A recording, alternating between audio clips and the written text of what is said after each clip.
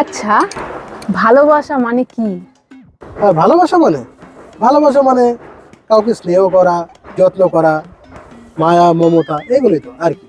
আরে না না, ভালোবাসা মানে তো স্নেহ, মায়া, মমতা, যত্ন সবই ঠিক আছে, কিন্তু সেটা তো সবার সাথে হয়। কিন্তু আমি বলতে চাচ্ছি মানে এরকম ভালোবাসার কথা যেখানে সে তোমার নিজেরও না, নিজের রক্তেরও কেউ না, তার সঙ্গে তোমার কোনো আগে থেকে কোনো সম্পর্কও ছিল না, হট করে তাকে দেখে ভালো লেগে যে ভালোবাসা, সেটার কি মানে তোমার কাছে? এই ভালোবাসাটার মানে তুমি কি বোঝো?